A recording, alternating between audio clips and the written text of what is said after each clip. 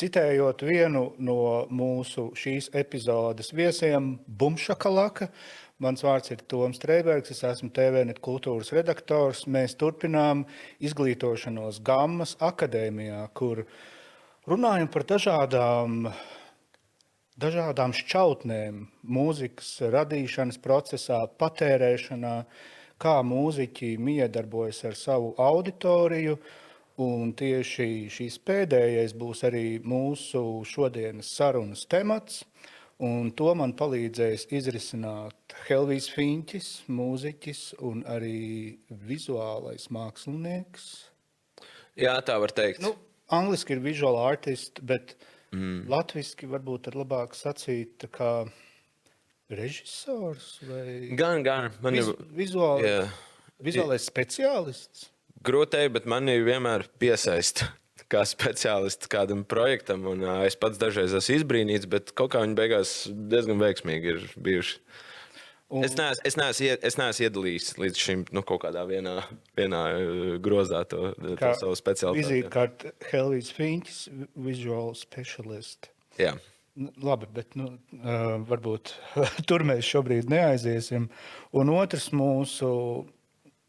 trešais mūsu studijas viesis, mūsu akadēmijas dalībnieks ir Jānis Romanovskis. Viens no tiem cilvēkiem, kurš ir dibinājis un vēl ar vienu kūrē, es atļaušos teikt, izcilo erudīcijas spēli Melomaniaki. Un Jānim ir arī pieredze mūzikas menedžmentā, mūzikas izdevniecības pieredze ir gūta savulaik, es tā saprotu. Jā, tā var teikt. Es arī tāds multimākslinieks ir, kad man ir 3 bērni, man vajag vismaz 3 darbus vienlaicīgi. Tad es daru visu, ko var iedomāties, kas ir vizuālie, video, audio, projekcijas, fotografija, mūzikas minēšanas spēles. Viss vienkārši, bet tikai saistībā ar mūziku, ar dejām, ar mākslu, kaut ko tikai tādas esmu gatavs darīt. Īstenībā ir ļoti forši, ka tieši Melomaniaki ir arī Gammas akadēmijas pieredzes stāsta sastāvdaļa, jo tā ir laba platforma, kurā cilvēkiem iepazīties ar jaunu mūziku. Un man bija tas prieks pirms kāda mēneša aptuveni, pēc 7 gadu pārtraukuma atkal piedalīties Melomaniaku spēlē. Tas notika pilnīgi nejauši. Es uz ielas satiku savu čomu, kurš izskatījās tā, ka viņam ir noticis kaut kas ļoti skumīgs dzīvē. Viņš teica, mums trūkst 6. dalībnieka. Tā ir liela bēda, jā. Un es teicu, sakritība, šeit mēs esam. Tā kā jā, man ir arī svaigi iespaidi par šo notikumu, un arī Helvijs, starp citu, ir Melomaniaku entuziasts. Es neteiktu, ka entuziasts. Es drīzāk teiktu, ka esmu Melomaniaku amatieris, un mēs ar kolēģiem esam vienmēr pieļaujuši kļūdu, ka mēs dodamies uz Melomaniakiem ar identiskām gaumēm no viena burbuļa, un tā ir milzīga kļūda, jo mēs zinām vienas un tās pašas kompozīcijas, un tas mums nedod nekādu brīvību kaut kādā veidā tik tālāk par, ja nemaldos, tur 10. vai 9. vietu. Bet jā, pāris reizes ir būts, un katrā ziņā vienmēr tu dodies mājās ar saskumis, bet tajā pašā laikā iegūs arī jaunu informāciju un kaut kādas jaunas žanru apvāršanas. Tā kā jebkurā gadījumā super pozitīvi, un viss, kas skatās, noteikti atrodiet iespēju piedalīties šajā Jāņa veidotajā projektā. Jā, mēs ar brāli Māri kopā to uztaisījām arī, un būtībā tā spēlē jābūt tā kā labai datorspēlē, tāpēc arī mums ir tas visvairāk komandas Rīgā vispār kā prātspēlēs kā tādās, ka tā spēle ir super grūta, ka tu nevari viņu uzvarēt. Tev visu laiku vajag iet uz priekšu, un tāpēc citi jau 10 gadus spēlē viņu, un citi atgriežas par laimi. Bet, vajag. Es spēlēju tādā vakarā, kur viena no dalībnieku komandām bija ar Tomu Grēviņu sastāvā, tā kā es labi zinu vārdu skumjas, aktualitāti manā pieredzē līdz ar to. Tur ir tie veči, kas gada beigās liek to mans albumu top 100. Jā, šī gada. Nevis top 5, bet top 100, un tad tu vēl domā, no kurienes šis džekiņš ir savācis to top droši no 500, 600 albumiem. Un visi vinilā. Protams, ka viss ir vinilā, un, protams, ka viss ir noklausīti. Es nezinu, ir tādi eksperti vienkārši Latvijā, kas arī pie mums tieši spēlē. Es runāju ar viņiem, jo sākumā izskatās, ka tas ir Shazams, ka tu nevari zināt visu. Un tad uztveic tādas sarunas, un tie ir tie eksperti. Un īstenībā tieši mēs uz to gammas žūriju piesaistījām tos cilvēkus, es viņus tā kā atlasīju, jo tie ir tie cilvēki, kas to mūziku būtībā iesūdz sevi un visus žanrus, visu tā kā, un tie ir arī, man liekas, tie, kas viņi nav profesionāļi mūzikā, bet viņi tieši ir tā kā tādi mūzikas, tā kā, nevis tāpēc mēs saucam par melomaniekiem, jo melomāni tie mēs esam daudzi, bet melomaniaks, tas ir višķiņ augstāk. Jā, šeit bija pēc vienas no kārtējām sakāvēm, mēs tieši ar brāļiem Kauperiem nospriedām, pats, mēs jau muzonu taisam, tā kā, un, var saprast, viņi klausās vairāk, viņi ir iedziļinājušies vairāk no cita leņķa. Kā tas bija mūsu mierinājums, ka mēs tajā radīšanas pusē. Es nezinu, vai tu piedzīvoji to momentu, ka tev jāmin pašam sevi, bet mūziķiem ir baigi forši, ka tev sevi ir jāmin. Starp citu, mēs ar karnevāļiem bija tieši, es neatceros, bija izvilkts ārā, man liekas, izvilkām to tēmu, ka mūzika un karnevāla kaveri, ne? Jā, viņu kaveri, un tieši mēs kopā bijām pie viena galda, un godīgi sakot, nebija tik vienkārši, jo ik pa brīdim ir tādas tik apviestās lietas, un puiši strīdējās par to. Nē, pagaid, tas bija autors. Nē, tas bija autors. Un bija ļoti smieklīgi no malas to pavērot. Viss smieklīgākais tajā spēlē bija tāds, ka Elvis sēž pie viena galdiņa min dziesmas, un pie blakus galdiņa, jo mums ir tāds trends, ka visi vēl grupu krāklus, pie blakus galdiņa sēž čalis, mums muguras ir rakstīts piņķis un bilde. Tā kā tas ir tāds, ka tu mini sevi, vēl tev sēž. Jā, tur pilna kolāža. Tur ir maniaki, jā. Jā, ļoti labi, Jāni, ka tu pieminēji šo aspektu, ka melomanieku pārstāvji ir arī gammas žūrijas dalībnieki. Varbūt nav vajadzīgs precizēt tādā konkrētā ciparā, jo tas arī būtu grūti, bet aptuveni cik cilvēki tie bija pagājušajā gadā? Pagājušajā gadā bija 50 cilvēki, plus mīnus. Tas arī bija doma, ka tur tā sadalās 3 daļās. Tā visa žūrija bija kopā, vai bija 200 vai nebija, bet laikam aicināti bija ap 200, cik bija gamma žūrija beigās, es neatceros. 3. daļa bija tā kā klausītāji, ko pārstāvējām mēs, kas ir melomanieki. Tā kā it kā klausītāji, bet tādi pastiprināti klausītāji. 300, man liekas, kopumā. 300 varbūt arī žūrijā. Tā kā visi industrijā iesaistīti. Industrija, mūziķi. Jā, manuprāt, pie tiem. Jā, es atceros, redzēju kaut kādu zoomu. Vienkārši bildes. Es tur neesmu iesaistīts žūrijā, bet es biju redzējis to bildi, kas tur darījās. Tas bija tāds Latvijas rekords. Nevis 10 cilvēki. Tā ir žūrija vienkārši. Baigies rāviens.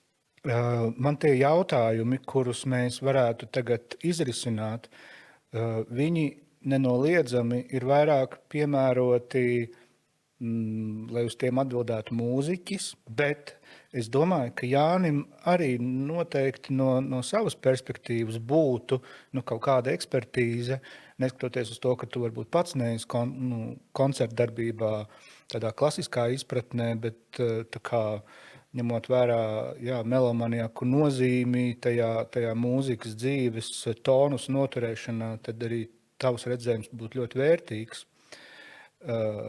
Es tā kā tiesā pirms, nevis tā kā tiesā, bet policijā jums tiesības klusēt, vai arī viss, ko jūs teiksiet, var tikt izmantots pret jums. Un es jau sākumā pieminēju tematu par auditoriju, un auditorija ir tajā izcilajā izteiksmē, tā ir arī fanu bāze, protams, anglicisms, arī fanbase, un viņa ir nomērāma ne tikai koncertu vietās, bet arī sociālos tīklos, straumēšanas platformās un arī citur digitālajā vidē. Runājot par auditoriju, par sekotājiem, ir tādi 2 spaiņi uz nēšiem, vai kvantitatīvi daudz sekotāju, vai arī salīdzinoši maz, bet lojāli. Kur būt tam līdzsvaram? Kā tu to redzi? Es personīgi esmu tajā lojālajā pusē, jo mana pieredze līdz šim ir bijusi tāda, mana vienīgā pieredze mūzikā. Es to uzskatu par maratonu, un tie Tie fani, kas man ir bijuši kopš skolas laikiem, 15, 14 gadu vecumā, kopš pirmā koncerta Madonā, man šķiet, viņi ir izdzīvojuši šo laika posmu 15 gadu garumā ar mani kopā, un man šķiet, viņi vēl joprojām tur ir. Un es uzskatu, ka vienmēr strādājot pie mūzikas vai pie vizuāla materiāla, man vienmēr es paturu prātā, ka viņi zina, kāda ir tā mana kvalitātes mēraukli, un es pie viņas pieturos. Un es kaut kā vienmēr daudz labāk jūtos par to, nekā par kvantitāti. Tāpat tās arī domājot par kaut kādu vizuālo materiālu, kas ir videoklips, es drīzāk pusgadu strādāju pie kaut kādas savas vīzijas un idejas, kā to vienu lielo darbu izdarīt, paveikt, nekā saskaldīt to kaut kādos mazos centienos. Un, es kaut kā tā vienmēr esmu jūties. Jā, droši vien sociālā tīkla ir pavisam kaut kas pavisam cits. To kanālu ir ļoti daudz. Un, ja es dzirdu šādu jautājumu, tad bieži vien es pat cenšos atbildēt vienkārši, lai būtu interesantāk un lai rastos kaut kāda diskusija, jo es varu piekrist abām pusēm. No vienas puses kvantitāte ir labi, tīpaši, kad informācijas daudzums ir tik daudz un liels un ātrums ir milzīgs un atgādināt par sevi ļoti bieži iespējams palīdz. No otras puses ļoti palīdz, kad ir šis viens pamatīgais darbs, kur tu esi nolicis uz kārtīgiem pamatiem, un visi pēc tam ilgu laiku par to runā, ka šis nav kaut kādā veidā šogad varbūt vēl pārspēts. Un tad tu domā, kurš tad īsti ir tas labākais virziens. Tā kā atbildes ir ļoti, ļoti dažādas. Ja, es arī piekrītu tam, jo man liekas, tie 100 cilvēki, ja tev būtu mazs koncerts, kurā 100 cilvēki liedz katru vārdu, tas vienkārši 100 reizes vērtīgāk par to, ka tev ir tur 100 000, kas tur piespiedu kārtā skatās tavus rīlus, bārot makaronus. Jā, tieši tā. Pilnīgi divās dažādas lietas. No otras puses, tas ir bizness. Ja tu gribi biznesu, tad tev vajag 100 000. Jā, šeit man ir bijusi diskusija ar kolēģiem par to, kurā brīdī tu kā mūziķis un, teiksim, pārdodot biļetes, ej to nākamo soli. Tad es personīgi šobrīd uz to skatos tā, es pēc iespējas ilgāk cenšos noturēt šos sviedru tecēšanu no griestiem, saspiestā telpā un nemēģinu lekt kaut kur augstāk. Es labāk turu to elektrību vairākos mazos spēsos pēc kārtas un gaidu to mirkli, kad es sajutīšu, ka šī elektrība gaisā būs arī tajā lielajā koncerta zālē. Un iespējams to var attiecināt arī uz kaut kādu veidu sociālo tīklu vai uz kādu citu platformu, kur kaut kādā veidā tu savu mākslu izliec vai parādi vai promotē savus darbus.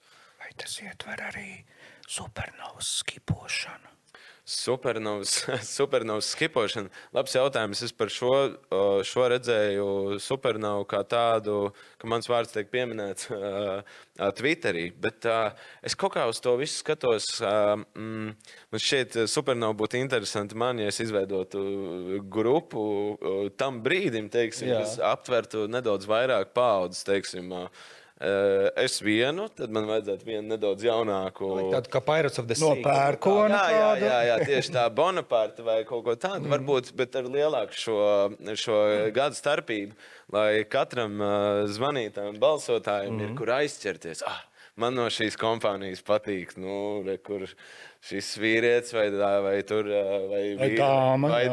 vai otrādāk tieši tā. Es vairāk kaut kā uz to tā skatos, ja es arī pastos, ko mūsu kaimiņi ir izdarījuši. Viņiem parasti tie veiksmīgākie projekti ir aptverot kaut ko tādā veidā. Bet tas vairāk tāds humors. Jā, humors, kamēr. Protams, tā jau vienmēr viss projekts sāks ar mazu jociņu posmu. Bet tev arī liekas, ka tev vajag izaugt līdz tam. Jā, tieši tā. Jā. Nevar uzreiz lekt iekšā, sadegt. Jā, absolūti. Un arī nākamo gadu arī esmu izvēlējies diezgan daudz koncertēt tikai tāpēc, lai vēl apgūtu to konkrēto skillu, kā ar šo dažādo publiku strādāt. Tas ir savā ziņā apzināts lēmums uzstāties daudz un dikti, lai es pēc tam justos gatavs kaut kam lielākam. Man ir ļoti labs stāsts par Helviju un publiku. Es biju fotogrāfs dziesmu svētkos šogad oficiālais, un man bija tā iespēja uz busiņu fotografēt Daugavas stadionā. Nu, respektīvi, Daugavas stadions, iebrauc autobuss sarkans, divstāvīgais Londonas, un uz otrajā stāvā Piģis un Patrīša uzstājas. Bērni vienkārši to nezina, viņi atskrien no malām, viņiem kā pārsteigums. Pēkšņi sāk skanēt koncerts. Nu, tur bija kāds 5 dziesmas vienalga, bet mēģinājumi pārtrūkst, visi atskrien. Visi Daugavas stadiona tā aizmugure ir pilna, pa vidu ir autobuss. Un man vienmēr Elvijas licies tāds, sūrais vecis, tur hip-hops, mēs tur davai pa bunžām. Un tad es tiku augšā tur fotografēt, un tad tie bērni, viņi zina visus vārdus un dzied līdzi, un es redzu viņu sejā, viņš ir laimīgs. Tā kā tie bija random cilvēki, tie nebija tie tavu fani. Viņi izaugs pēc 10 gadiem viņi būs, jo viņiem bija 10 gadi vidēji tur tā. Jā, tas kaut kā, man ļoti patīk vispār iesaistīties projektos, kas ir saistīti ar jauniešiem un ar sportu. Un pagājušais gads bija pilns ar tādiem, un es tiešām ļoti izbaudu gan visu to viņu enerģiju, gan to naivumu, gan to arī, ka viņi ir ļoti vairāk, daudz reizes gudrāk par man šķiet, man tajā vecumā, un arī muzikāli viņi ir daudz izglītotāk. Un, mums ir skaisti jaunatni, tiešām forši, un šie dziesmu svētki un šīs iespējas uzstāties viņiem un palīdzēt kaut kādā veidā motivēt, sagatavoties viņu priekšnesumiem. Bet tas arī ir tieši par to iepriekš, ka tu tā kā dabiski izaudz ar to, ka tu vienkārši taisi labu mūziku, un tie cilvēki paši salips apkārt. Bērni, tie, kas automāts detektē, tu viņus neapčakarēsi ne ar kādiem sociāla tīkla algoritmiem. Jā, es noteikti šāds varētu būt jautājums, bet es godīgi sakot arī pirms nākotnes šodienas arī domāju, ka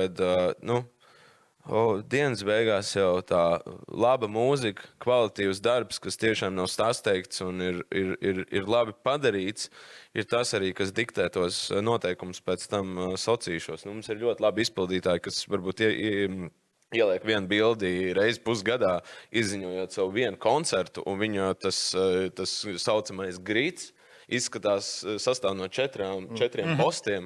Tas ir viens no lielākajiem māksliniekiem valstī, un tas nozīmē to, ka spēles laukums, te galvenā tomēr dienas beigās ir šī dziesma vai šis albums, un to tu nevari nekādā veidā vairs apmānīt, aizmālēt acis. Vienīgais, ja tu šo savu karjeru esi uzsācis kā influencers, un pēc tam tu kaut kādā veidā evolucionē uz mūziķu karjeru, un tad it kā ievelc tajā savu sekotāju, kas tev ir nācis līdzi no kafejnīcu reklāmas, no lielveikala reklāmas. Nosien priekšautu un uzvelk tavu grupu skreklī. Jā, varbūt kaut kā tādā veidā. Citiem ir vienalga kā tikai slavens būtu. Tā var būt mūzika. Jā, tieši tā. Un, varbūt, jā, tā kā es pieņemu, ka arī viens supernovas veidots projekts, kāda influenceri apvienojās, varētu uz vienu brīdi savākt pietiekami lielu auditoriju dēļ tā hypa, kas veidojās viņu kontos un tam līdzīgi. Es pieņemu, ka puiši, kas, piemēram, mēs šobrīd uztaisīt arī derības, uztaisam grupu Supernovā. Es pieņemu, ka mēs kāds to jau ir darījis. Jā, skaties, un šīs ir tas derības. Mēs savākt diezgan lielu auditoriju un uztaisīt vēl kādu ņerdzīgu video, bet es nedomāju, ka tas ir ilgtermiņa pasākums. Tas tāpat tu kandidātu vēlēšanās, tāpat dabūt savus 5000 balsis vismaz saviem faniem. Tieši tā. Izmantot to, jā.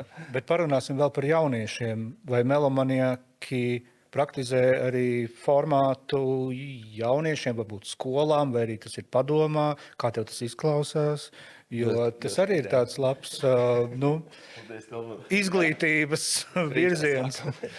Jā, ir tā, ka pie mums spēlē jaunieši vidusskolnieki arī spēli, un tas man īstenībā šausmīgi pārsteidz, jo mēs lēžam to mūziku sākot no, 20 gadiem pagājušajā gadsimtā, līdz pat šiem 20 gadiem. Un kā viņi to klausās, un tagad nāk atpakaļ tas vilnis, ka viņi klausās riktīgi 60-os, un viņiem vairs neliekas oldschoolīgi. Kaut kas tur ir, un viņi bieži vien ir labāki, jo drīzāk mūsu paudzes, kas ir tuvāk 40, ir tas, ka mēs klausāmies to savu jaunības mūziku vēl, un viss jaunais ir slikts, un viss vecais varbūt ir labs tādā ziņā. Viņiem atkal tā nav, un viņi tagad kož ārā tos vecos spēlēs, tā kā 20 gadnieki reāli. Un tas ir šausmīgi pārsteidzoši, bet tas ir tāds fakts. Un ir, protams, cilvēki, kurš spēlē 60 plus gados, kas joprojām arī to visu, kas klausās jauno mūziku. Bet arī pēc saviem bērniem spriežot, viņiem īsti neinteresē vēl mūzika. Tā mūzika tev sāk interesēt kaut kādā konkrētā vecumā, kas ir sākot no kādiem 15 gadiem, man liekas. Ātrāk tas ir izņēmums, ja kāds riktīgi urba mūziku, tad varbūt kāds, bet man liekas, ka bērniem viņiem interesē varbūt filmu mūziku minēt vai kaut ko tādu. Un kā bija ar jūsu auditoriju? Vai bija kaut kāds periods, kurā bija jāpiestrādā, lai to apjomu piepulcētu tādu, ka vienā brīdī jūs varat strādāt plus mīnus bez lielām raizēm par to, vai sanāks uz spēli? Ka tas aizgāja jau tādā Īsumā šausmīgi līdzīgi tam te pašai mūziķu karjerai šis Melomanieka projekts, ka mēs sākām vienkārši savu prieku pēc. Mums vienkārši patīk spēles. Mēs spēlējam spēles, visas prāta spēles, iespējamās viktorīnas. Un kāpēc mēs netaisītu savu spēli? Visas spēles jau ir, taisam tikai par mūziku, tāda trūkst. Un mēs ar brāli uztaisījām tos pirmos Melomaniekus, kur piedalījās tikai mūsu draugi. Tur bija 7 komandas, tikai mēs bijām uzaicinājuši cilvēkus. Viņi nospēlēja pirmo spēli. Sāk jau, mēs taisam vēl vienu spēli. Labi, taisam vēl vienu spēli. Tad pēc tam mēs uztaisījām uzreiz, ka vai kaut kur ielikt rezultātus. Uztaisam Facebook lapu, ielikam rezultātus. Un tad pēkšņi cilvēki sāka rakstīt. Un tad mēs super strauji izaugām no tām 7 komandām, jo visi sāk runāt, kur labs produkts, nāciet spēlējiet. Un vienkārši kosmiskā ātrumā izaugām tagad līdz 170 komandām. Un tas vienā brīdī vienkārši uzsprāga. Es to baigi nekontrolēju.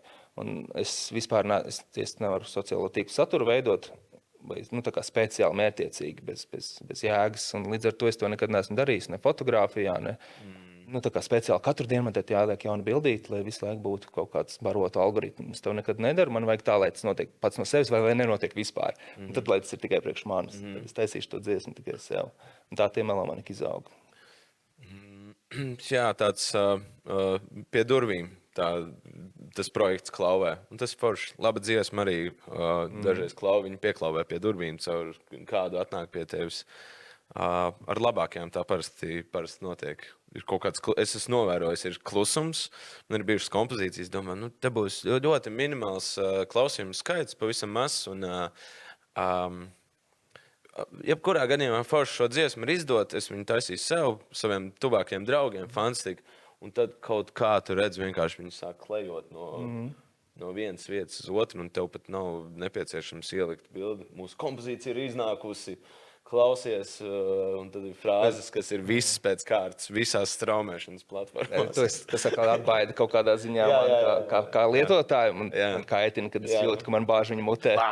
Nē. Man patīk, ka es atklāju viņu nejauši. Tā kā es pirmais dzirdēju. Tev bija kaut kādā tur YouTube joks, ka es dzirdēju pirmais. Es ar šo negribu dalīties, nevienam rādīt. Šis ir secret.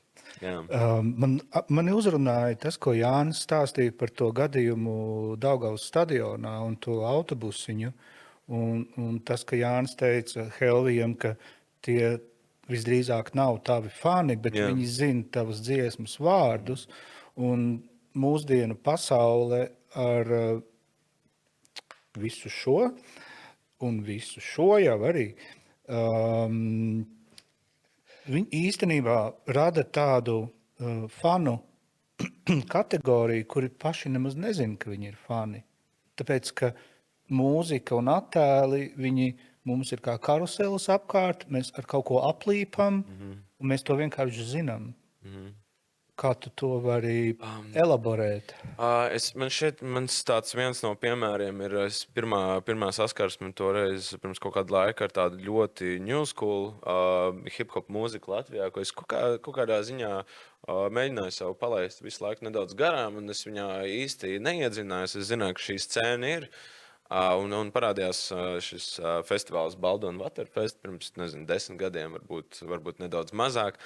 Un man šķiet, es uzstājos vienā no pirmajiem, un es biju tas tas reperis 2.0 paudze, kurš vēl ir nedaudz uz tādiem old school bumba beatiem repo, bet kaut kāda evolūcija notiek, un tad ir pilnībā šī jaunā paudze, kur es pirms tam kaut kādā veidā esmu dzirdējis, protams, visas šīs kompozīcijas, un tad ir vakars, ir šie headlineri, un es vienkārši saprotu, bams, es īstenībā zinu pilnīgi visus vārdus šo mūziku, neklausoties. Es jūtu šo enerģiju, es pavalku arī savus draugus, un mēs esam pēkšņi, tu esi daļa no šī koncerta, dēļ šīs enerģijas, dēļ tā, ka šis kaut kādā veidā tevi pārsteidz. Tu esi to dzirdējis no interneta, tu esi redzējis attēlu, audio karuselī, kā teicu, un tu jau esi daļa no šīs fanu loka tajā koncertā. Protams, ļoti daudz lietas dēļ interneta, dēļ tīkliem, dēļ pulksteņiem, dēļ visa pie tevis nonāk, un tu neapzināti zini pilnīgi visus vārdus kaut kādā veidā, un tu jau sāc pārzināt šo enerģiju, kaut tu pat centies viņu nedaudz, negrūsties. Es tev bišķīt paspiedīšu maliņā, nebrūc man vēl uzreiz virsū. Tā notiek, protams. No rīta piecelies, ieej tīklos, pasties, kādas tev ir notifikācijas, un paralēli ir kādam jauna kompozīcija iznākus. Noklausies pirmās 20 sekundes, un es tev ir ar to pietiku, bet tu kur ir tas gabals, tās 20 sekundes, es paklausīšos tālāk.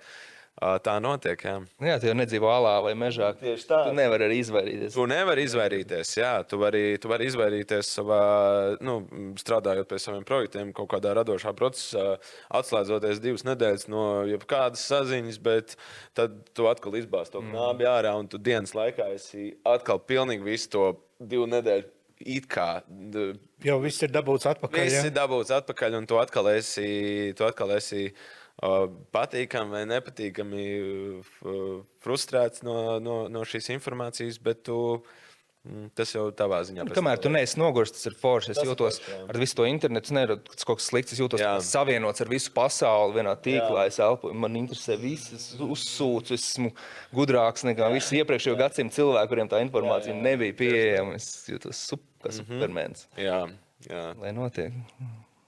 Un vēl viens aspekts ir, arī jau nedaudz mēs tam pieskārāmies, ka Jānis teica, ka viņam nepatīk katru dienu likt kaut kādas bildītas, lai atgādinātu par savu projektu, piemēram, par melomaniakiem, bet principā vai ir kaut kādi ikdienas soļi, ar kuriem uzturēt auditorijas interesi tajā periodā, kad nav ne koncerta, ne jauna singla?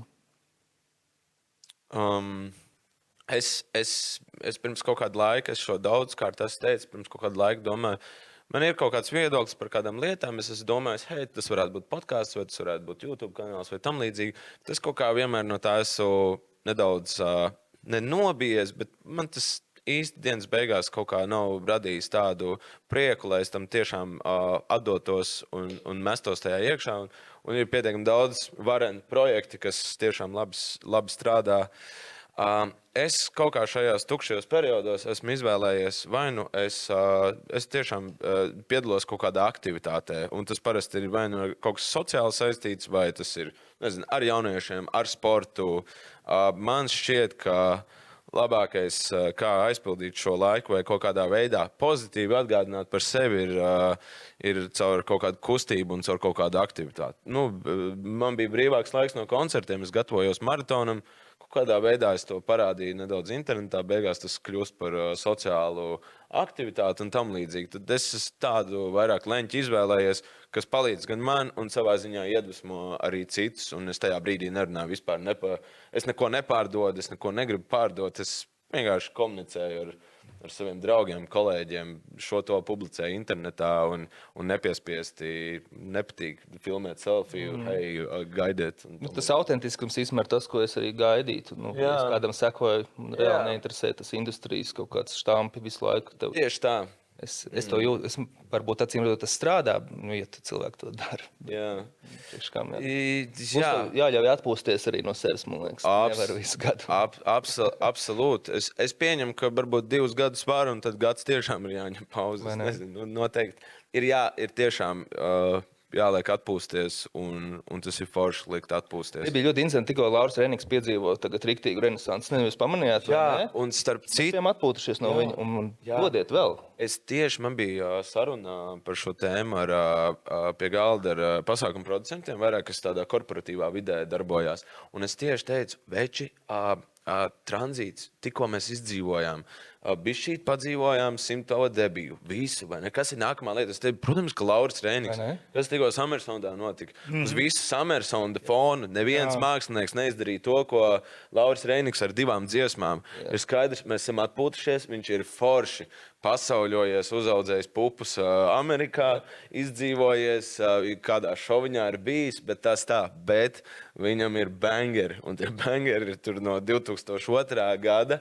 Un lūdzu, dodiet mums Laura Reini. Kuri bango arī Lietuvā. Kuri bango Lietuvā. Lietuvas publika ir lielā mērā arī Liepājas publika.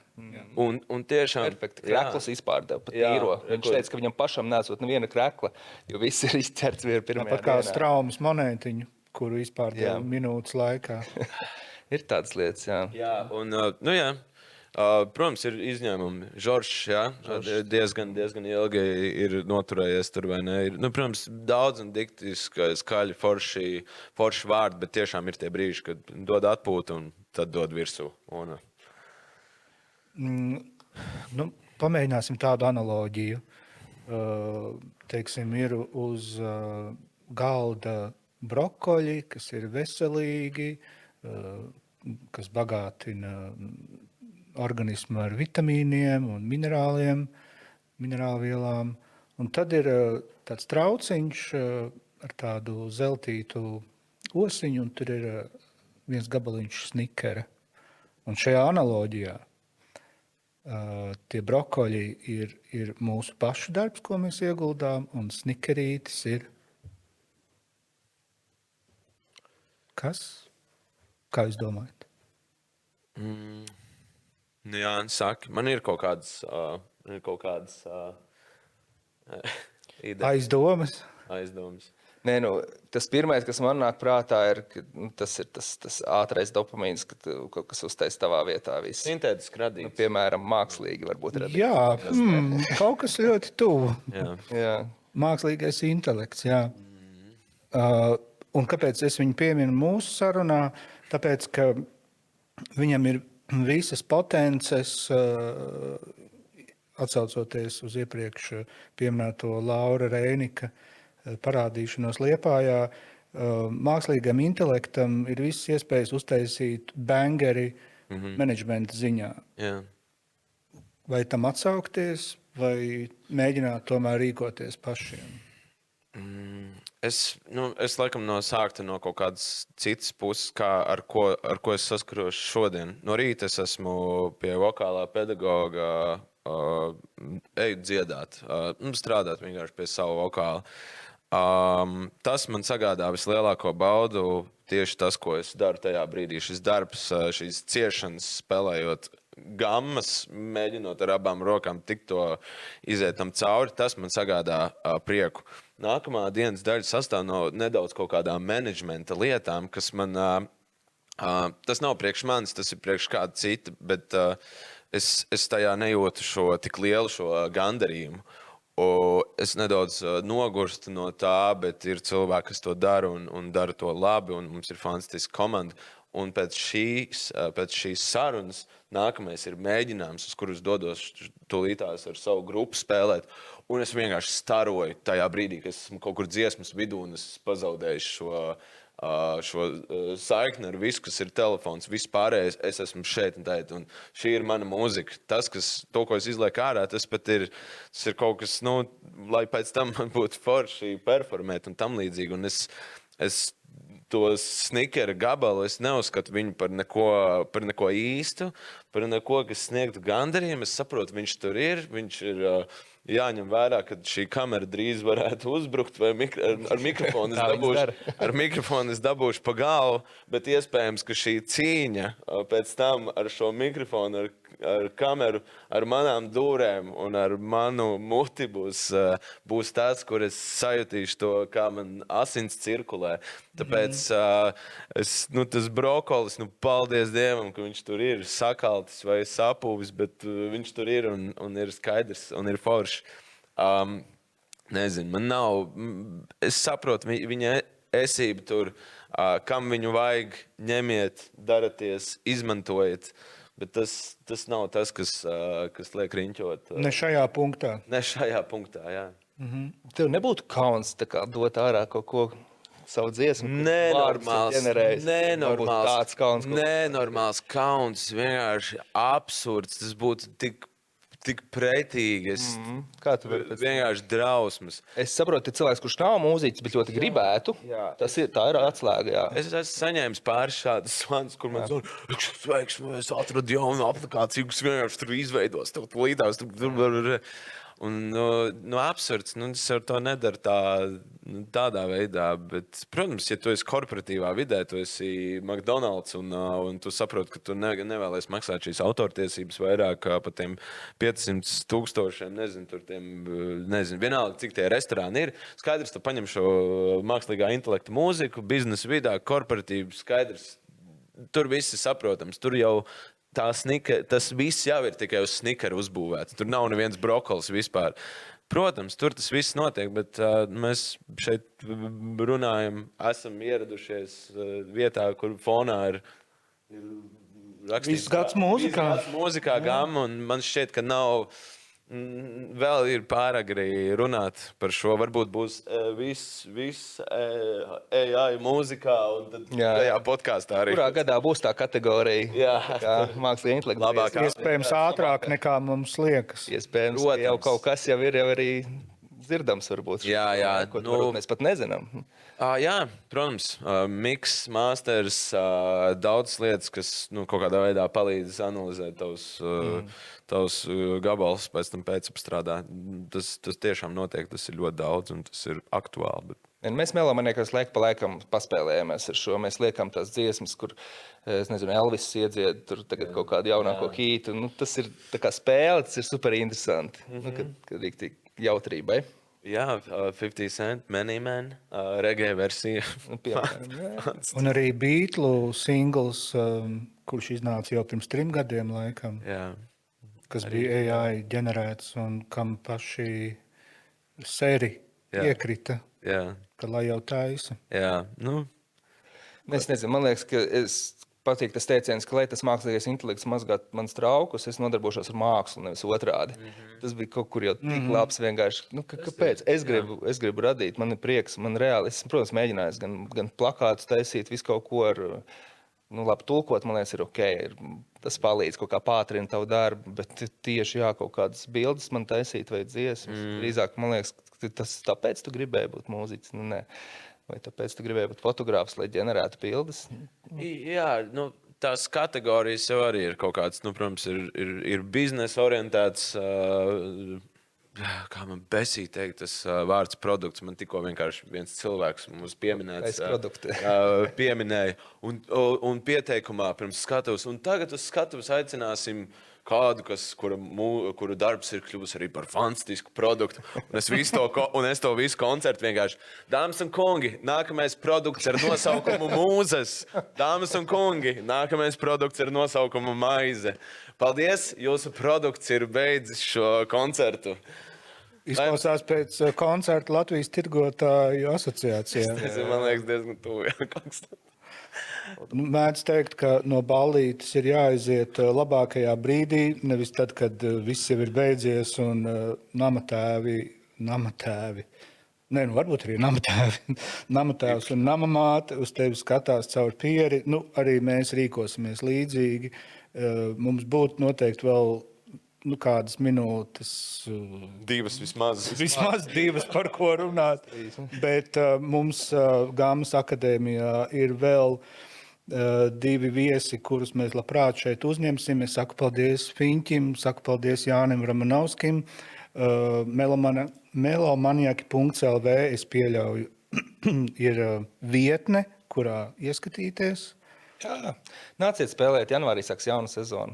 Mierīgi pievienojieties. Gaidām atpakaļ visus jūs šīs dienas viesus. Paldies. Mums tagad ir tāda attīstības grupiņa. Jā, es par to dzirdēju. Piedalās komandas, kuras sūdzās. Cerību kauss. Jā, cerību. Jā. Paldies. Tiekamies pavisam drīz. Paldies.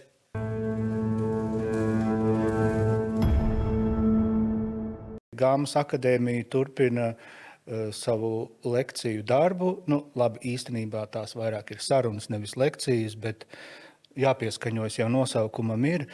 Un mēs turpinām mūsu sarunu par auditoriju, par klausītājiem, par fanu pulkiem vai fanu saujiņām, kā nu kuram tas ir.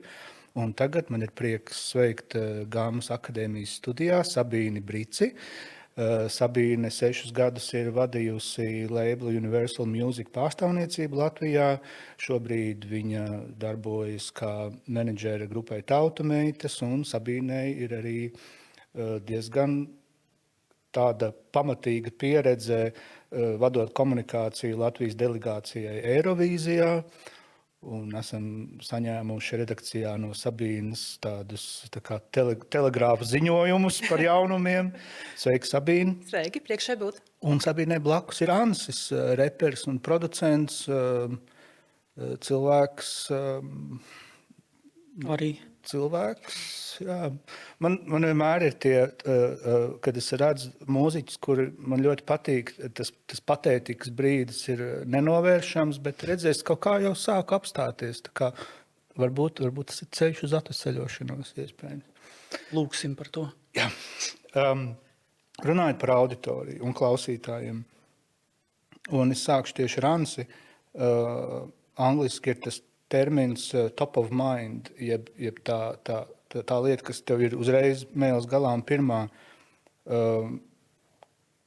Domājot par savu publiku, kuru vārdu tu tā kā sevī savā prātā piefiksē pirmo?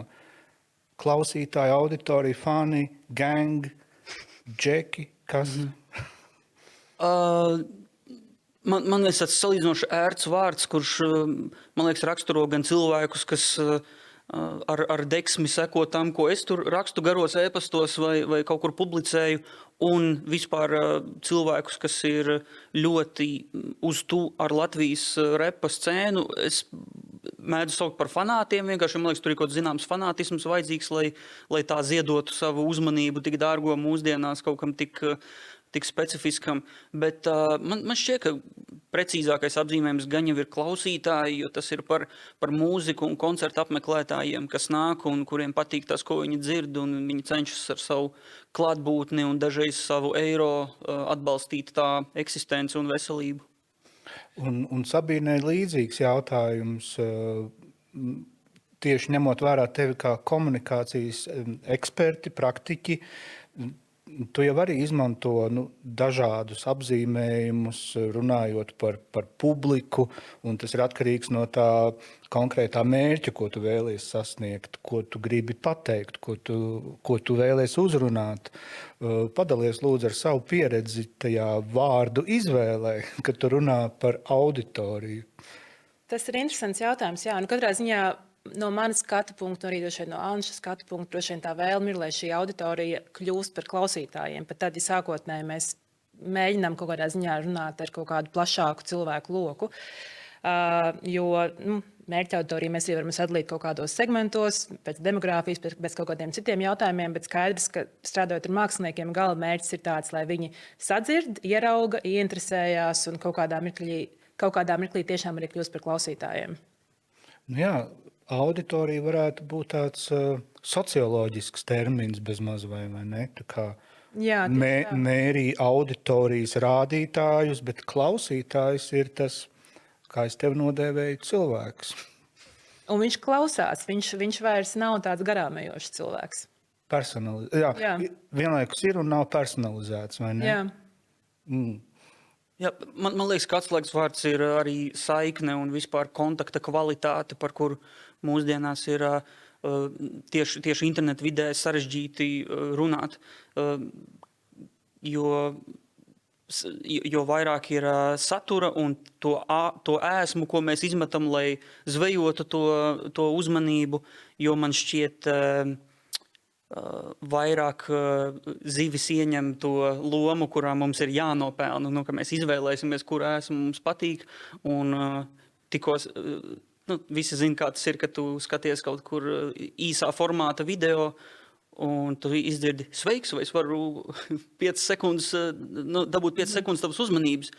Un reakcija ir, nē, man nevajag šo uzmanību. Tu skaties, kas ir tālāk, kaut kas mani izklaidē vai kaut kā citādi uzrunā. Un tāda situācija, kur mēs, man liekas, ka ir jābūt uzmanīgiem, vai mēs ļaujamies tai spēlē, kurā mēs tik izmisīgi cīnamies par to uzmanību, ka tā jau paliek gandrīz kā atsevišķa profesija, nekā tas, ko mēs tiešām vēlētos darīt, kas ir kaut kāda komunikācija caur mākslu, ļaušana mūzikai un mūsu radītajiem miedarboties ar cilvēkiem. Mums sākumā ir jāuzvar tā cīņa, ka vispār mēs pierunājam to cilvēku ienākt tajā telpā, kur viņš spēs noturēt uzmanību.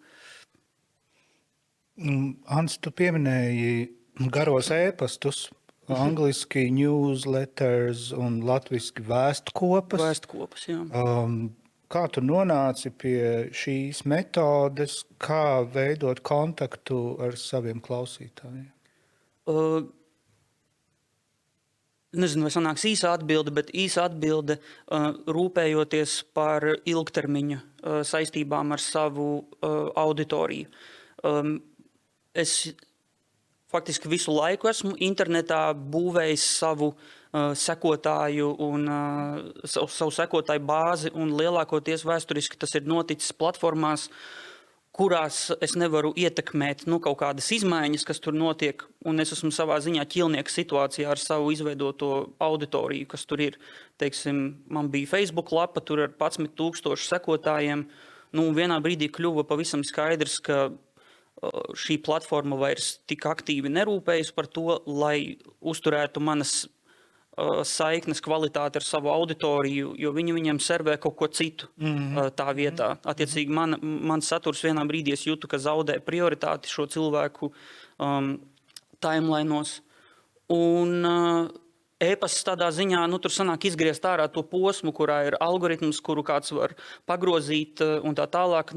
Tur ir, protams, kā kurš lieto to e-pastu, kādam es iekrītu spamā, vai kādam ir 2000 neatbildēti e-pasti, viņš pat nepamana, ka es esmu kaut ko uzrakstījis, bet katrā ziņā tur ir daudz augstāks procents to cilvēku, kas, ja grib saņemt ziņas no manis, tad viņi tiešām saņem un izlasa. Tā kā tas ir viens no komunikācijas veidiem, kurā pa vidu nav algoritms, kuru mēs neviens nekontrolējam un kurš mūs padara par produktu savam biznesam. Sabīne, kāda tev pieredze ar tām metodēm, kā pielīmēt to uzticīgo klausītāju sevis pārstāvētajam māksliniekam? Jā, pielīmēšana tā ir tāds labs veids, kā par to runāt.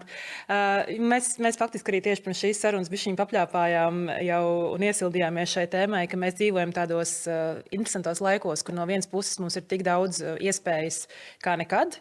Mākslinieks pats var būt savs mēdījis, viņš var meklēt, viņam teorētiski ir apsolīta ideja, ka viņš var atrast miljoniem jaunu klausītāju sociālo tīklu dzīlēs, bet tajā pašā laikā mēs visi lielākoties operējam tīklos, pār kuriem mums nav nekāda teikšana īsti, kur lielā mērā mēs varam veidot kaut kādu komunikāciju, darīt labāko darbu, bet tad var notikt kaut kāda pārmaiņa algoritmos vai kaut kāda cita veida situācija, kur faktiski tu vairs nevari īsti nokontrolēt to savu komunikāciju, vai tu aizsniedz visus cilvēkus, kurus tu vēlies aizsniegt. Tā kā lielā mērā es teiktu, ka tas, kā droši vien ir jāskatās arī uz šiem sociālajiem tīkliem un kaut kādu to pielīmēšanas funkciju, ir, ka sākotnēji tā ir lieliski iespēja tiešām komunicēt, meklēt jaunos klausītājus, izmantot tās iespējas, ko viņi dod, veidot saturu, un tā ir satura veidošana, tam ir jāpiet pietiekami nopietni, tā nevar būt tāda pavirša reklāma iemešana arī no mākslinieka puses, ir jādomā. Tā ir faktiski tā vieta, kur tu veido savu zīmolu ļoti tiešā veidā, bet arī apzināties apzinoties to, ka tiešām ka tai nevajadzētu būt vienīgajai formai un veidam, kā tu komunicē ar šo savu auditoriju, meklēt tos kanālus, kā runāt ar tiem saucamajiem superfaniem, kas ir tie cilvēki, kas tiešām ir ļoti, ļoti cieši seko un novērtē visu, ko tu dari. Un faktiski kaut kādā ziņā būt tādam realistiskam par to kas šīs platformas ir un meklēt visticamāk arī formātus, kur tev ir lielāka teikšana par to auditoriju un iespēju viņu paturēt pie sevis ciešāk. Vēl domājot par tiem komunikācijas veidiem ar klausītājiem un iespējams pat viņu pulka palielināšanu, es atceros, Ansi, to lielisko iniciatīvu, kas bija vienam Rīgas skolas skolniekam, Džekam no 11. vai 12. klases, kurš uztaisīja labdarības koncertu Angāra koncertzālē. Man liekas, tas koncerts bija, lai vāktu atbalstu problēmu jauniešiem, kuriem ir grūtības mācībās, kuriem ir šeidī pēcstundu dzīve vai vispār nav stundu dzīves pat. Un kāpēc es atcerējos to piemēru? Tāpēc, ka, piemēram, šeit parādās tava iespēja sevi parādīt kā mūziķi, arī kā sociāli izdalīgu cilvēku. Un tas šķiet tas vispār ideālais scenārijs no tāda mārketinga viedokļa. Vai teiksim, šodien tu arī tā kā pāraugi tās opcijas, kur tev ieslīdēt būtu vērts, ka tas tev dod arī šo pilsonisko gandarījumu un vienlaikus uzbūst to tevi kā mūziķi? Jā, laikam, ka pēdējā laikā es drusciņi esmu tā kā savā čaulā ierāvies finišējot albumu, bet es domāju, ka es drusciņi pabāzīšu galvu ārā pēc kaut kāda laika un paskatīšos, kas notiek riņķī apkārt. Lielākoties es teiktu, ka priekš manis tā laikam ir drusciņi plašāka tēma, par ko es domāju droši var domāt visi, kas rada mūziku latviski, ko visticamāk patērēs lielākoties Latvijā, ir saprast savas attiecības ar mūsu kultūra telpu, ar mūsu cilvēkiem vai procesi, ko tu veic, jebkādā veidā, vai viņi saskan ar mūsu laikmeta garu, vai nesaskan. Un, ja tu to ietekmē, tad kā? Un vai runa ir par jauniešiem, vai par visiem latviešiem, vai par, es nezinu, kaut kādām specifiskām mikronišām, par strādājošo cilvēku, par tusējošo cilvēku, vai tu ar viņu veido kaut kādu dialogu caur to, ko tu dari, vai arī tu redzi vienkārši savu darbību, kā te ir mans produkts, es meklēju tam patērētāju. Jo man šķiet, ka noteikti nedrīkst par zemu novērtēt to, it īpaši mūziku mākslu vispār kā kaut ko, kas miedarbojas ar tagadni un ne tikai. Tam ir tur gan jau 101 iespēja, kā uz to var paskatīties. Un arī ar savām aktivitātēm, ne tikai ar pašu mūziku. Sabīne, kā tu redzi šo zelta vidusceļu darbā ar mūziķiem, ar kuriem tu strādā, būt šajā sociāli līdzdalīgajā lomā un caur to, protams, parādīt arī sevi? Es domāju, ka mēs varbūt visi esam kādreiz bijuši situācijā, kur mums ir sajūta, ka kaut kāda šī sociālā līdzdalība vairāk tiek izmantota kā tāda reklāma, nevis kā patiesa tāda rūpes un patiesa vēlme būt daļai no kaut kādas kustības vai idejas vai pārmaiņām vai palīdzības un tam līdzīgi.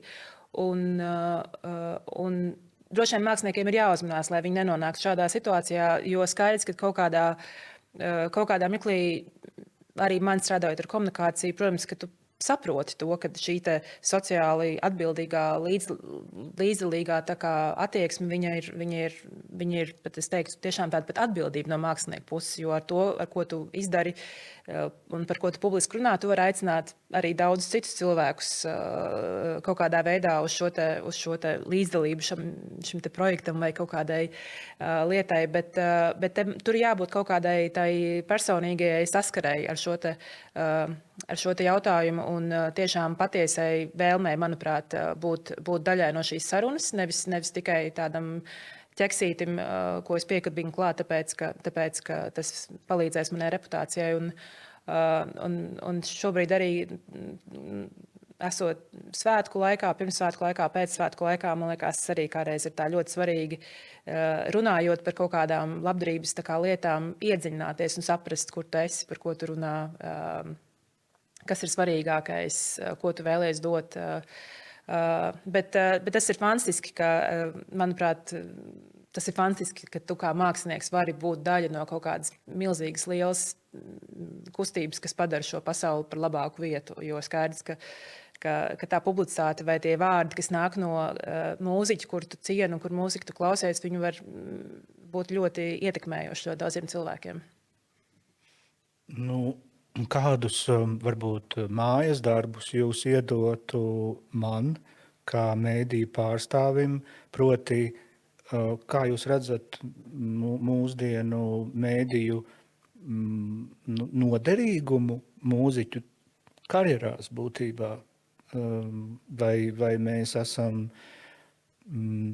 kā lai to nosauc, tādas relīžu mašīnas, vai jūs redzat kaut ko vēl, un kas ir tas, ko jūs redzat tajā, kā mēs varam jums palīdzēt? Mēdīju loma ir ļoti liela mākslinieku karjerā, protams, un manuprāt, tā viena mūsu sadarbības forma, protams, ir preses relīzes un jaunuma un viss pārējais. Otrs formāts, kas man pašai šķiet ļoti svarīgs un īstenībā, par ko es varu teikt kompliments TVNet grupai, arī ir tiešām labas intervijas un žurnālisti, kas iedziļinās un kas ar interesi un tādu patiesu vēlmi izzināt vairāk runā ar māksliniekiem, nevis varbūt tikai tādiem kontroli jautājumiem, jo tas saruna formāts ir kaut kas, ko sociālajie tīkli īsti nevar tomēr aizstāt kaut kādā ziņā, un arī tas gatekeepings, kas nāk no mēdīju puses, arī ir kaut kas, ko tie sociālie tīkli kaut kādā ziņā viņi nespēja mums tā kā sniegt un dot, jo īpaši Latvijā tu vari veidot savu formātu, tu vari būt digitāli ļoti aktīvs, bet, protams, ir ļoti svarīgi, ka tev ir profesionāls, gan novērtējums, gan interese, gan tāda iedziļināšanās tavā karjerā. Un šī te mēdīju loma ir, es domāju, kļūst tikai svarīgāk, jo mums ir ļoti daudz skaņa apkārt, mums ir ļoti daudz arī tāda nevajadzīga informācija bieži vien. Jā.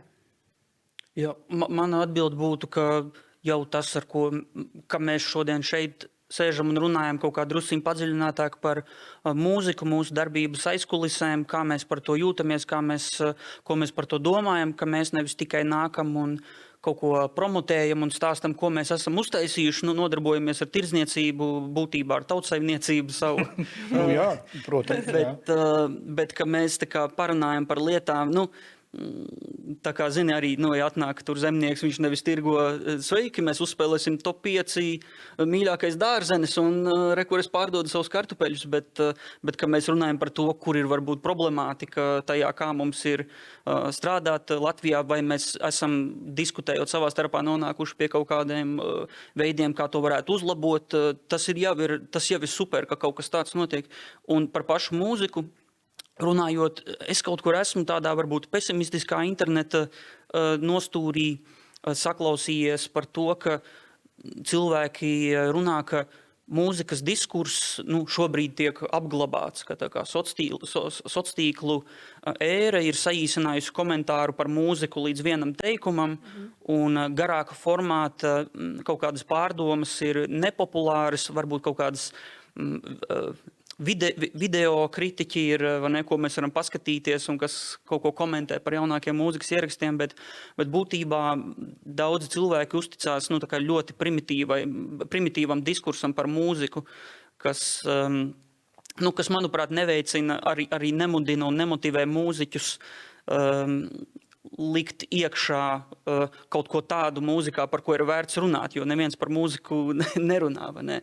Man tādā ziņā liekas, ka būtu forši redzēt varbūt kaut kādu viedokļus, kompetentus, varbūt skarbus par mūziku, skarbus, godīgus, nevis tikai stumt pa plauktu, teiksim, ka mēs tirgojam, lūk, šo, šis arī ir labs, kāpēc neaiziet uz šo, bet varbūt kādu, kas ir ļoti nospodrināts un ļoti skaisti izskatās, tā skaļi un smuki pateikt, ka iepriekšējais bija labāks, centieties vairāk, vai ne?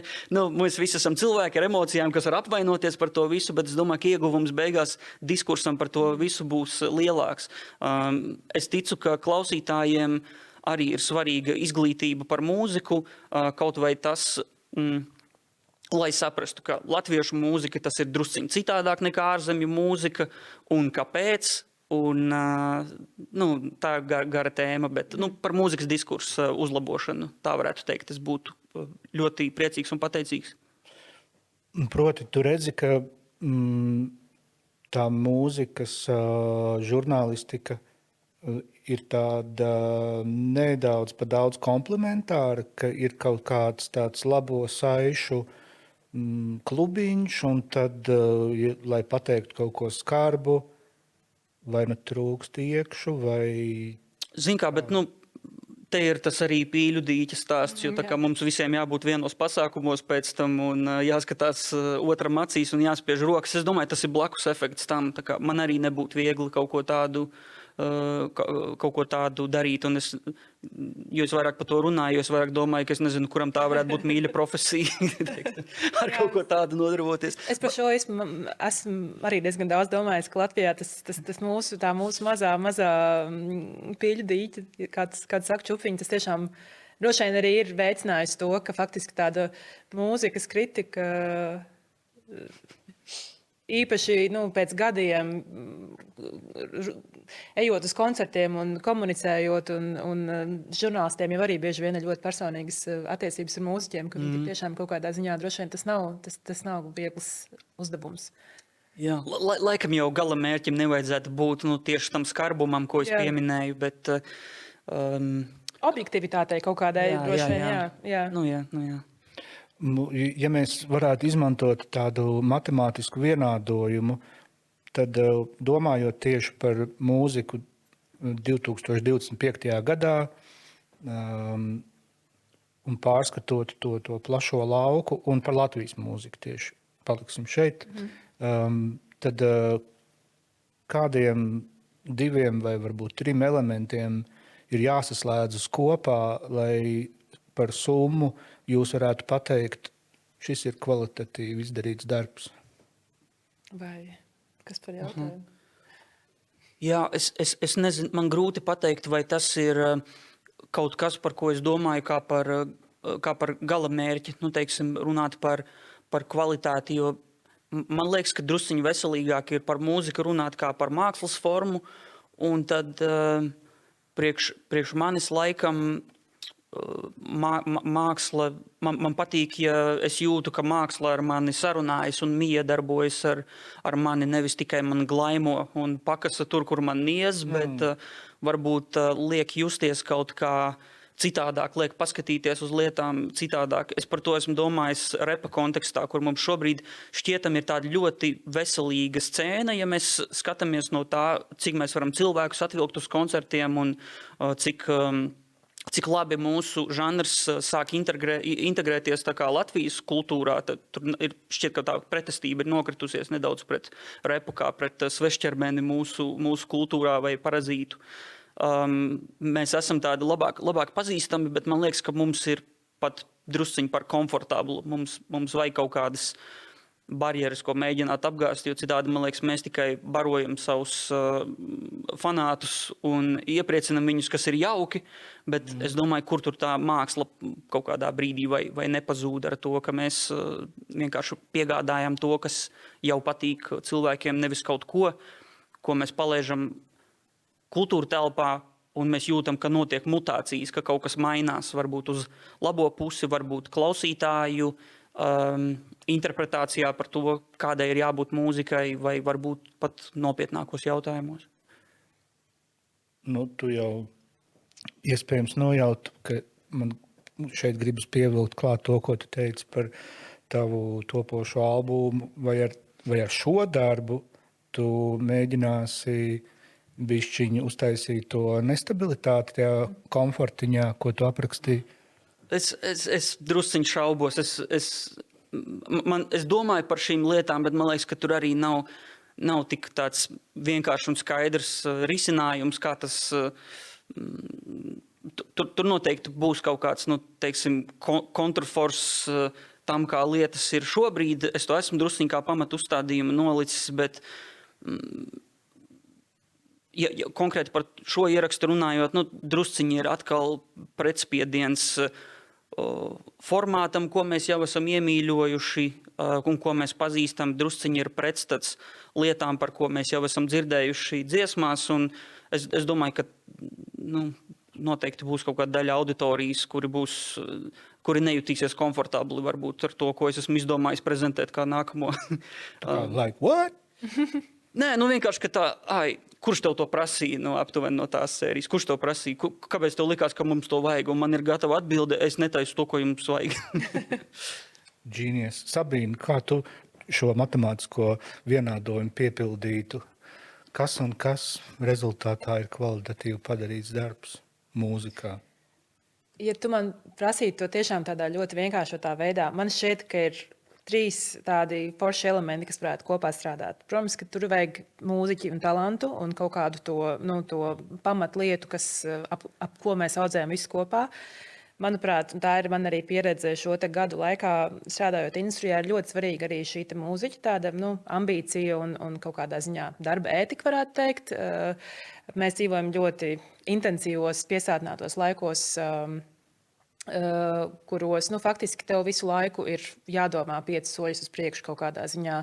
Un šeit iet runa gan par to pamatlietu, kas ir mūzikas radīšana, izpildīšana un koncerti, bet arī mēs vairs neesam laikos, kur tu vari uzrakstīt dziesmu un tad kaut kādā ziņā tavā veidā kā cits varbūt viņu reklamē un dara šo darbu. Ir jābūt ļoti lielā mērā šajos procesos iesaistītam, un tas visticamāk arī bieži vien atlasa kaut kādus mūziķus, kas ir gatavi to darīt un to redz kā tādu nopietnu maratonu kaut kādā ziņā un kaut kādu daļu, kur varbūt tik nopietni negrib visu savu dzīvi tajā visā likt iekšā. Un trešā puse, es domāju, ir arī, protams, kad palīdzība, komandas darbs. Un atkal atgriežoties pie tās tēmas, ar kur mēs sākām arī sarunu par kaut kādu komunikāciju un digitālo pusi, es domāju, tur arī ir, jo tādā karjeras tālākajos punktos ir ļoti grūti tā kā vienam pašam būt tādam pilnīgi viena cilvēka orķestrim. Un mēs šobrīd, es domāju, varam īpaši Latvijas kontekstā ļoti labi runāt par māksliniekiem, kuriem nevajag arī vienmēr, viņi var paši izdot savu mūziku, viņi paši var sevi tā kā strādāt, bet tai komandai ir jābūt pilnīgi noteikti un ir svarīgi, ka ir kāds, kurš arī palīdz sakot līdzi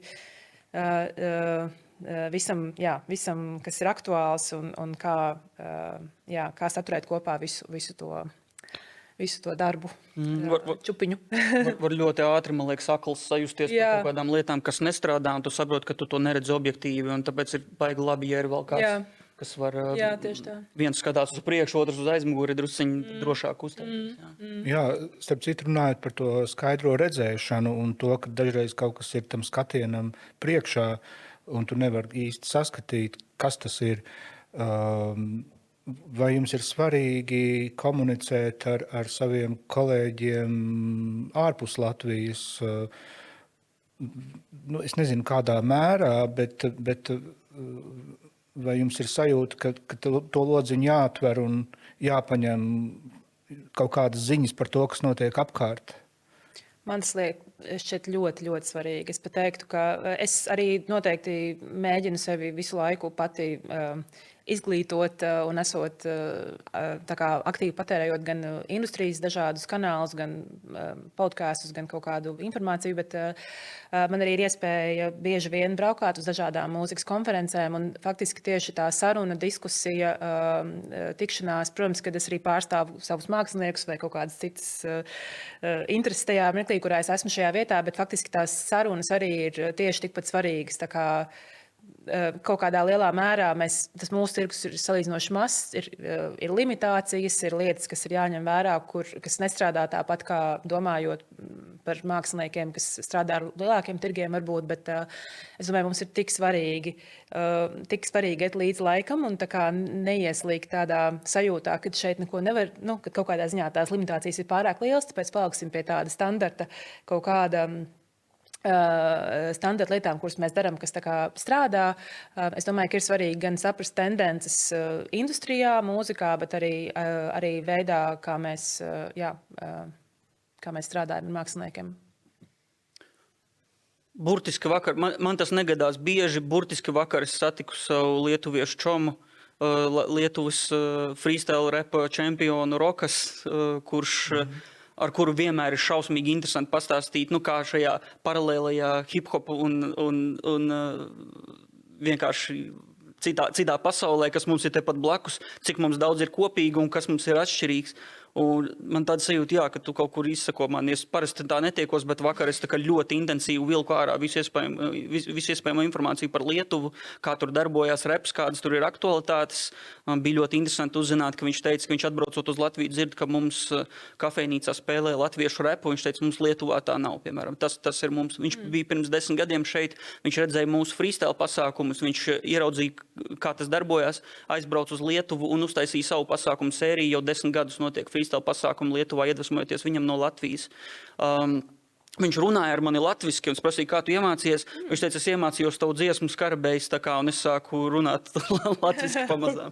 Un vakar viņš prezentēja vienā podkastā, vai aizvakar viņš bija tajā podkastā, un viņš ir sarakstījis tekstu, kuru saprot gan latviešu, gan lietuviešu valodā ar visiem vārdiem, kas sakrīt, vai ļoti tuvu sakrīt. Jā. Super, šobrīd manos Instagram storijos ir nošērots.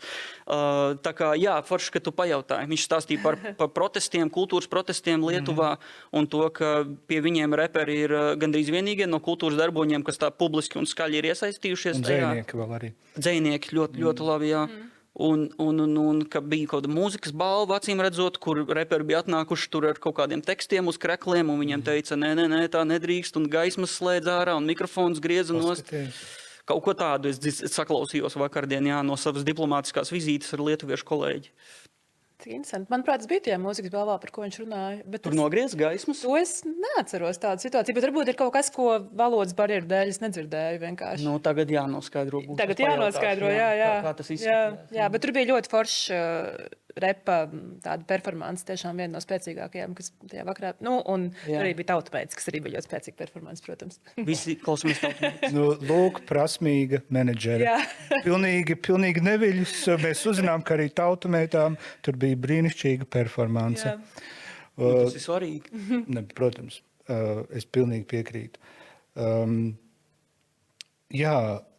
Ko es varētu teikt mūsu skatītājiem, mūsu Gammas akadēmijas audzēkņiem?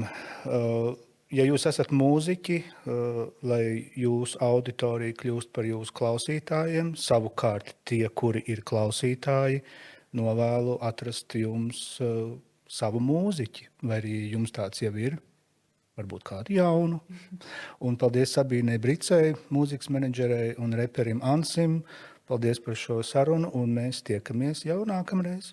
Paldies, Tom. Paldies.